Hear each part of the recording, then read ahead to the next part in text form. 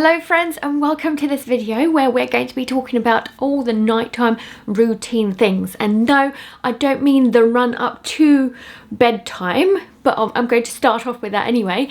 But I'm talking about like in the nighttime, what happens, especially with a toddler, a teenager, whoever you might have. I am assuming that you are a parent who has a child. So I am Aling Ghost. I have a 3.5-year-old, and basically I'm going to be sharing my experiences. No, I am no expert, but in the last 3.5 years, I've learnt a thing or two about kids, and also I've got 2 nieces as well. So loads of experience there as well, and like sleeping patterns and things like that. So basically, let me first start off by saying that I do loads of mum content. I do daily shorts. I do 2 long form videos that are like clean with me's videos like this. So if you do want to see more, I'd love for you to subscribe and join our community. That would be absolutely great. And if you like this video, please do give me a thumbs up. So let's get on and start talking about nighttime routines. I'm very lucky to have been able to use my wildlife camera that is infrared to be able to actually document some of the things that my toddler and we do during the nighttime. So basically, I'm going to share those with you. But first, I wanted to talk about the run up to nighttime. So if you would have seen my routines, I've done loads of vlogs around these. So mum routines for like the evening, the nighttime, you'll know how it works. So yes, my son, even though he's very young, has a bunk bed and he sleeps on the top bunk. Usually what we do is brush our teeth, bath time, reading, and then get into bed. Basically, he likes to stroke my hair. He also likes a little nice massage on his back or something like that. So basically very normal, very ordinary when it comes to a child. So I think he was 2 when I first started sharing some of our evening routines. So the last couple of years hasn't changed much. However, it has changed recently, especially because he's sleeping more. He is more consistent with his sleeping. He has a bedtime routine, especially when we've cut down that daytime nap. So I also did a video on those if you wanted to see what our evening routine looked like with a nap and without a nap as well. So I'll link that down below if you're interested. I also have a great video around helping you guys like figure out how you can cut down those naps in case you're during that stage as well. So hopefully that is very useful to you guys. But essentially what I'm trying to say is that we have developed this bedtime routine. However, something that hasn't changed for years since he was about 13 months, and that is him coming into our bed during the nighttime. So although him coming to our bed has changed in terms of like how long he stays with us, he has had a few days during these years where he just slept like the whole night in his bed and he didn't get up, didn't come to see us, but it's simply a fluke. Basically it happened once in a blue moon and still does. He still wakes up during the night. So for example, a couple of days ago he actually woke up at 6 a.m. and I praised him so much for this, and he came to our bed and I was like, well, it's actually time to get up now. So we did lazy around in our bed for a little while, but actually it meant that the whole night he slept in his own bed and he was comfortable enough to do that, and he didn't want to come into our bed. Cool, so that is a little bit like a history about our bedtime, nighttime routines. So let's get in and actually talk about what actually happens during the night, and we see it in different sorts of ways. So when I say that, basically sometimes he comes into our bed himself, so that's absolutely normal for us, where he would usually go down the steps in his bunk bed and then come into our bed.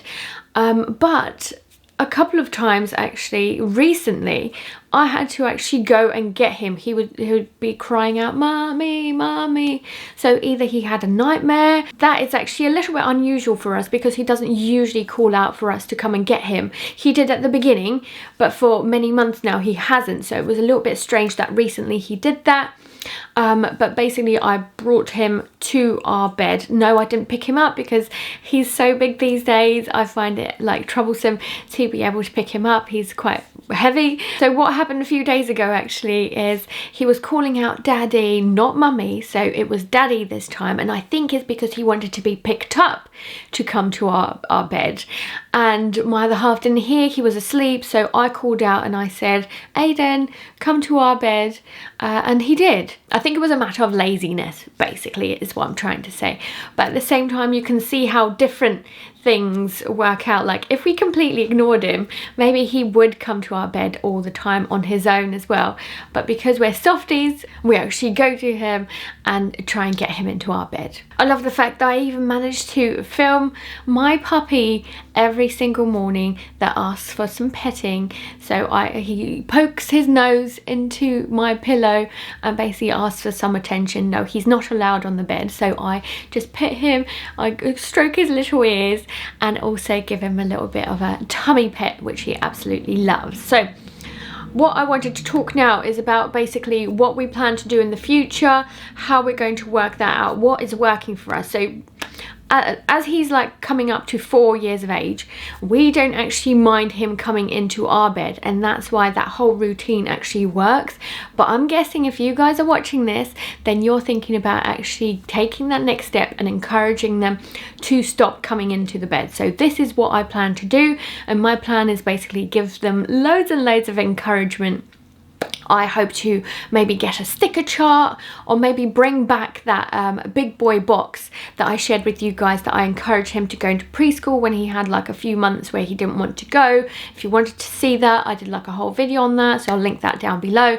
But essentially it's about giving as much encouragement and telling them how independent they are. So I'm going to tell him what a big boy he is. You're starting school soon, then maybe you can sleep in your own bed a lot more. So when his birthday, this his 4th birthday comes up, that is exactly what I plan to do. But at the same time, I don't want to be forceful. A couple of other options that I thought about is either doing it gradually, so cutting down the amount of times that he comes into our bed. So to do that, I'd basically just take him back into his own room, get him to fall asleep there, or just say no, it's nighttime, and just keep taking him no matter how much he cries.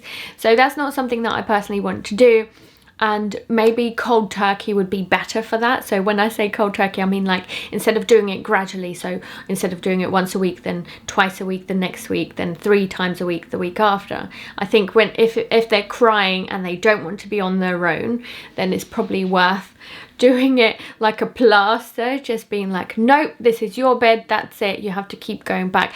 But it means that you basically lose a lot more sleep doing that, because you actually have to go and encourage, like bring them to their bed, like constantly take them back, and you can potentially, or you need to potentially be able to pick them up, so that if they refuse to physically, you can pick them up and put them in their own bed. But essentially that's not something that I plan to do, because I am in no rush and we actually enjoy the cuddles.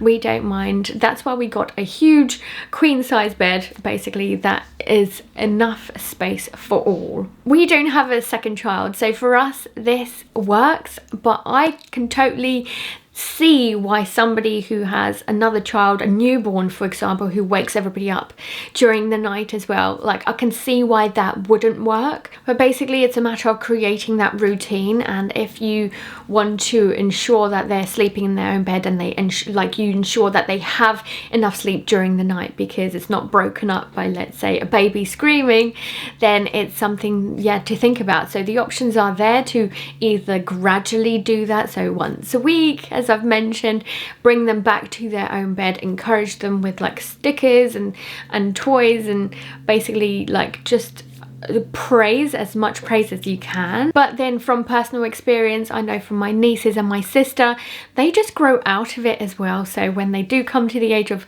4 or 5, they simply just want to be independent. They want to be big boys and girls, so they definitely do want to sleep on their own as well. And I guess because they sleep throughout the night as well, and they don't wake up during the night anymore because they are older and they've got that sleep routine sorted, then that also doesn't become an issue, because they don't want to come to you, they're not awake to come to you, and they're not afraid anymore. So Other ways to encourage them is basically get them to have sleepovers with relatives, cousins and other kids to show them that other kids are doing this as well. They're sleeping independently. So my niece, who's 9 years old, is basically a great example of that. So if you can like get them to socialize and understand that it's a very normal thing to sleep on your own and in your own bed, then that's fantastic. But I wanted to also share some examples of what my friends have done, and whether it's right or wrong, it's up to you to decide. But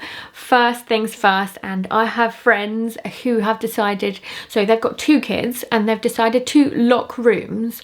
So if that's something that's something that you want to try, that's up to you guys. We don't have locks on our rooms and we do not plan to have locks on our rooms, but it seems to work for them. And I don't know whether they lock their own bedroom or whether they lock the kids' bedroom, but I do think that it was quite a fun one when they told me. I was a little bit surprised that people do that. And then basically another example, again, they've got a couple of kids that are very close together in age actually. They have kept their child or their toddler in the crib as long as possible, just to discourage the toddler coming into their bed and making that into a routine. So if you can do that from like day dot, I guess that works out well. And it's something to keep in mind is that not all kids want to come to their parents to sleep together. Some kids don't care and they just want to sleep on their own anyway, and that's also fine.